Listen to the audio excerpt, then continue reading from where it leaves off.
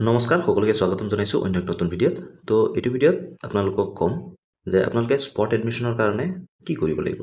কিছুমান কলেজ আছে যিসমূহত online admission হ'ব, যেনেকৈ ধৰি লওক গুৱাহাটী ইউনিভাৰ্চিটি, কটন ইউনিভাৰ্চিটি।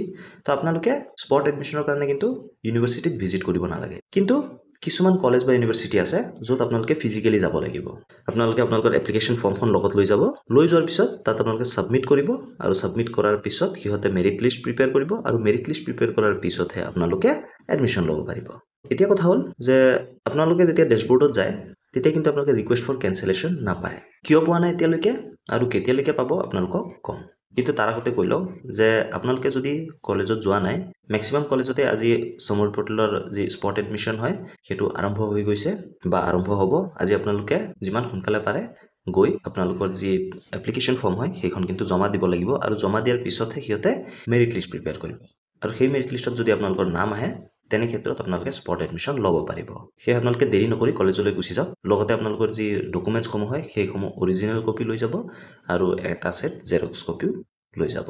তো এতিয়া কওঁ যে স্পটৰ কাৰণে কেতিয়ালৈকে আবেদন কৰিব পাৰিব। তো আপোনালোকক কওঁ যে যেতিয়ালৈকে কলেজৰ ভেকেঞ্চি থাকিব তেতিয়ালৈকে আপোনালোকে আবেদন কৰিব পাৰিব।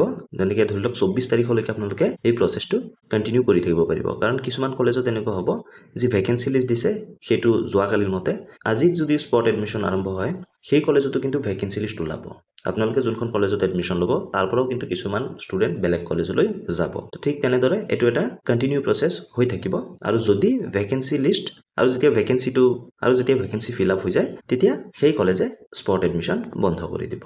আৰু এতিয়া আহোঁ মেইন টপিকলৈ যে আপোনালোকে ৰিকুৱেষ্ট ফৰ কেঞ্চেলেশ্যন কিয় পোৱা নাই। তো চাওক, ৰিকুৱেষ্ট ফৰ কেঞ্চেলেশ্যনটো আপোনালোকে এতিয়া নাপায়। ৰিকুৱেষ্ট ফৰ কেঞ্চেলেশ্যনটো আপুনি 10টামান বজাৰ পৰা পাব। আপোনালোকে কলেজত যাওক, আপোনালোকে সেইটো লৈ ভাবিবই নালাগে। আপোনালোকে যেতিয়া কলেজত যাব তেতিয়াই কিন্তু আপোনালোকে এই ৰিকুৱেষ্ট ফৰ কেঞ্চেলেশ্যন অপশ্যনটো পাব।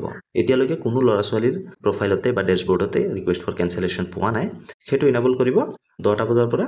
সেইটো নোহোৱাকৈ যিসকল ছাত্ৰ ছাত্ৰীয়ে আগত এডমিশ্যন লৈছিলে সিহঁতৰ এডমিশ্যন সম্ভৱ নহয় স্পট এডমিশ্যনৰ জৰিয়তে। সেয়েহে আপোনালোকে ভয় খাব নালাগে। সময়মতে আপোনালোকে কলেজত যাওক আৰু তাত গৈ অকণমান ৱেইট কৰক। আপোনালোকৰ যি ৰিকুৱেষ্ট ফৰ কেঞ্চেলেশ্যন অপশ্যন হয় সেইটো পাই যাব। এনেকুৱা আপডেটসমূহ পাই থাকিবলৈ চেনেলটো ছাবস্ক্ৰাইব কৰিবলৈ নাপাহৰিব। ধন্যবাদ। জয় আই অসম।